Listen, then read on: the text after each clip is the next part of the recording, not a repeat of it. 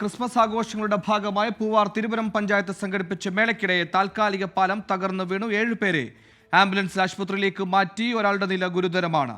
നെയ്യാറ്റിൻകര പുത്തൻകടയിൽ കാഞ്ഞിരംകുളം ബൈപ്പാസിന് സമീപമാണ് അപകടമുണ്ടായത്. ദേവി ജയശങ്കർ ചേരുന്നു. ജയശങ്കർ, ഒരാളുടെ നില ഗുരുതരമാണെന്ന് മനസ്സിലാക്കുന്നു. വലിയ ഉയരത്തിലുള്ള പാലമായിരുന്നു. എന്താണ് സംഭവിച്ചത്? എന്താണ് അപകടത്തിന് കാരണം?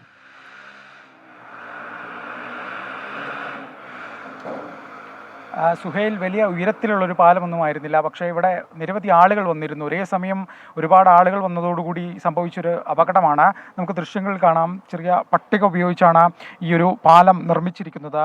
പെട്ടെന്ന് ഒരുപാട് ആളുകൾ പാലത്തിൽ പ്രവേശിച്ചപ്പോൾ ഇത് തകരുകയായിരുന്നു എന്നാണ് നമ്മൾ മനസ്സിലാക്കുന്നത്. ഇവിടെ നിരവധി ആളുകൾ ഇവിടെ ഈ ഫെസ്റ്റിൻ്റെ ഭാഗമായി ബന്ധപ്പെട്ട് എത്തിയിരുന്നു. പഞ്ചായത്ത് സംഘടിപ്പിച്ച ഒരു ഫെസ്റ്റാണ്, ഒരു ജനകീയ പരിപാടിയായിരുന്നു. അതുകൊണ്ട് തന്നെ നിരവധി ആളുകൾ ഇവിടെ എത്തിയിരുന്നു. സംഭവം നടക്കുമ്പോഴും മറ്റും ഇവിടെ ഉണ്ടായിരുന്ന ചില ആളുകൾ നമ്മോടൊപ്പം ചേരുന്നുണ്ട്. ചേട്ടാ, എന്തായിരുന്നു സംഭവിച്ചതെന്ന് പറഞ്ഞാൽ അപ്പുറത്തെ സൈഡിൽ നിന്ന് ഇവിടെ ഒരു വാട്ടർ ഫൗണ്ടേഷൻ ചെയ്തിരുന്നു. ക്രമാതീതമായ ആൾക്കാർ വന്നതുകൊണ്ടാണ് ഇത് സംഭവിച്ചത്. സാധനം സേഫ്റ്റി ആയിട്ടാണ് ചെയ്തിരുന്നത്.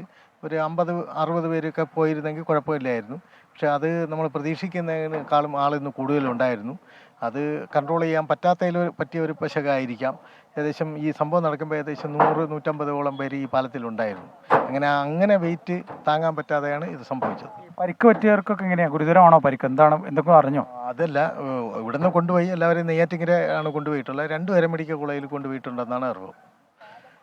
സുഹൈൽ, ഇതിന് ദൃക്സാക്ഷിയായ ആളുകൾ പറയുന്നത് 150ഓളം ആളുകൾ ഈ പാലത്തിൽ ഉണ്ടായിരുന്നു എന്നാണ്. നമുക്ക് ഈ പാലം നിർമ്മിക്കാൻ ഉപയോഗിച്ച പട്ടികയും മറ്റും ശ്രദ്ധിച്ചാൽ മനസ്സിലാവും. ഇതിനൊരു സുരക്ഷിതത്വവും ഇല്ലാത്തൊരു പട്ടികയാണ്. ചേട്ടാ, എന്താണ്? ഒരു സേഫ്റ്റിയും ഇല്ലാതെ ചെയ്തിട്ടുള്ളതാണ്. ഒരു സേഫ്റ്റി നമുക്ക് കാണുമ്പോൾ തന്നെ അറിയാൻ പറ്റും. ഒരു സേഫ്റ്റിയും ഇല്ലാതെ ചെയ്തിട്ടുള്ളതാണ്. ഈ പട്ടി ഇതൊക്കെ എന്ന് പറഞ്ഞാൽ ചെത്ത സാധനമായിട്ട് അടിച്ചിട്ടേക്കാണ്. ചെത്ത് ഒരുപാട് കാലപ്പഴക്കമുള്ള സാധനമാണ് ഇത് അടിച്ചിട്ടുള്ളത്.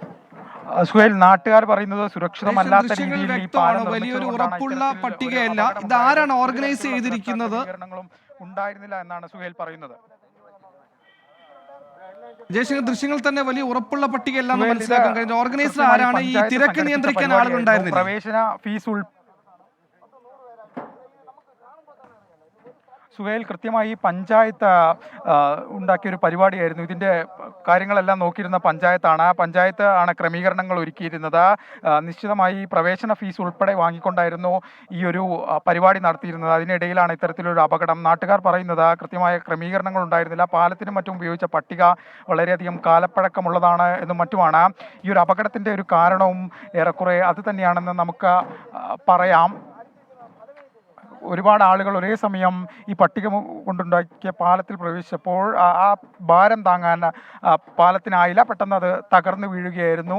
ഒരു ദൃക്സാക്ഷി നമ്മളോട് പറഞ്ഞതനുസരിച്ച് 150ഓളം ആളുകൾ ഈ പാലത്തിൽ ആ സമയം ഉണ്ടായിരുന്നു എന്നാണ്. 1000ഓളം പേർ ഈ ഫെസ്റ്റിന് ഒരേ സമയം എത്തിയിരുന്നു. ഇത്രയും ആളുകൾ പാലത്തിലേക്ക് പ്രവേശിച്ചപ്പോൾ പെട്ടെന്നൊരു അപകടമായി മാറുകയായിരുന്നു. എന്തായാലും ഗുരുതരമായ പരിക്കുകൾ ഒരുപാട് പേർക്ക് പറ്റില്ല എന്നത് വളരെ ആശ്വാസം നൽകുന്ന കാര്യമാണ്.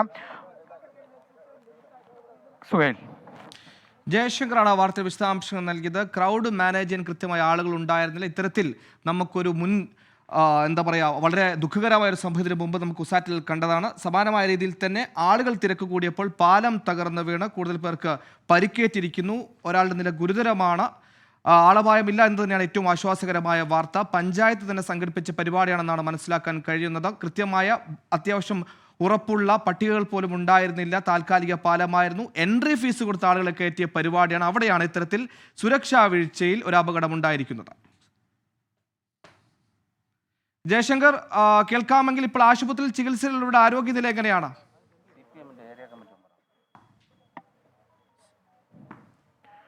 സുഹൈൽ, നമുക്ക് സംഭവ സ്ഥലത്തുണ്ടായിരുന്ന മറ്റു ചില ആളുകൾ കൂടി ഇതിൻ്റെ സംഘാടക സമിതിയായിട്ട് ബന്ധപ്പെട്ട ഒരാൾ കൂടി നമ്മോടൊപ്പം ചേരുന്നുണ്ട്. സുഹൈൽ, ചേട്ടാ, എന്താണ് ശരിക്കും സംഭവിച്ചത്? ഇവിടെ ക്രമീകരണങ്ങളില്ല എന്നൊക്കെയാണ് നാട്ടുകാർ പറയുന്നത്. അല്ല, അത് ഇപ്പോൾ ഒന്നാമത്തെ കാര്യം, ഈ സംഭവം കുറേ പേർക്ക് അപകടം പറ്റി. ഏറെ ദുഃഖകരമാണ്.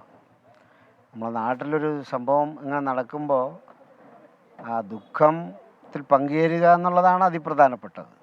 പക്ഷേ അങ്ങനെയൊക്കെ ആണെങ്കിലും ഇതിൻ്റെ ഉത്തരവാദിത്വമില്ലായ്മ, ഇത് പണിയുമ്പോൾ എല്ലാം ഇത്രയും ആയിരക്കണക്കിന് ജനങ്ങളെ അണിനിരത്തി ഇങ്ങനെ ഒരു മഹാസംഭവം നടക്കുമ്പോൾ അതിനൊരു ഉത്തരവാദിത്വം ഉണ്ടാവണം. അതായത് കൃത്യമായി ഉത്തരവാദിത്തമില്ലായ്മയാണ് ഇത്തരത്തിലൊരു അപകടത്തിലേക്ക് നയിച്ചതെന്നാണ്. ശരി ജയശങ്കർ, വാർത്തകൾ കൂടുതൽ അപ്ഡേറ്റ് ചെയ്യുക. എന്താണ് വീഴ്ച സംഭവിച്ചെന്ന് അടക്കമുള്ള കാര്യങ്ങൾ പഞ്ചായത്ത് അടക്കം പരിശോധിക്കട്ടെ.